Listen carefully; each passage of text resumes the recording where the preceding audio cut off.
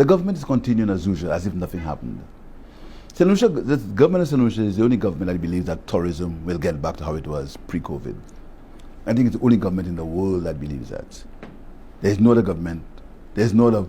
government, I think, who believes that except the government of St Lucia. So what do? We continue with business as usual.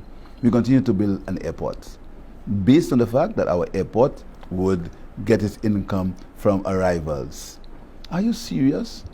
Do you really believe that we're going to get a level of arrivals that we had when we did the sensitivity analysis for the building of that airport? Are you really serious? I mean, do you really, can we really sit down and say to ourselves that with the best will in the world, we are going to get the same level of arrivals in the country when we projected to borrow money from the airports? I was Minister of Tourism when we were dealing with the financial crisis. Fastest recovering industry every single time, tourism. Tourism's gotten to the point where it's a lifestyle. It's not a luxury good anymore. All these people who are locked up in their homes for COVID, I mean, I speak to many, just can't wait to get out.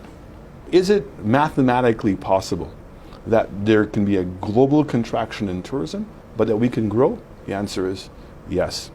A strong US dollar works against us because Americans now can go more affordably to other parts of the world, and persons who want to come to us outside of America, it's more expensive.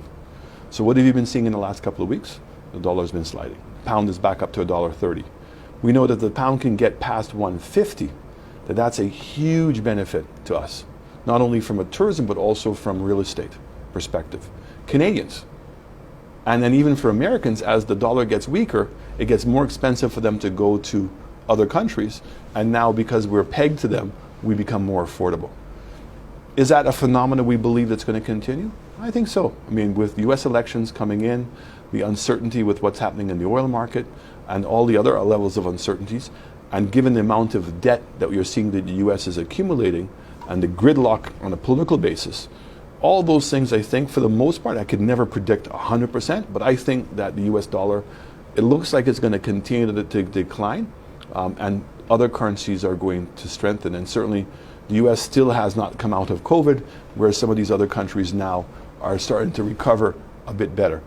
So I believe that tourism can do well. We just have to be very smart, like we've been in the past, as to what our strategy is going to be in terms of that recovery. I want to confess something to you, Gentica. I never understood the impact of tourism in St. Lucia.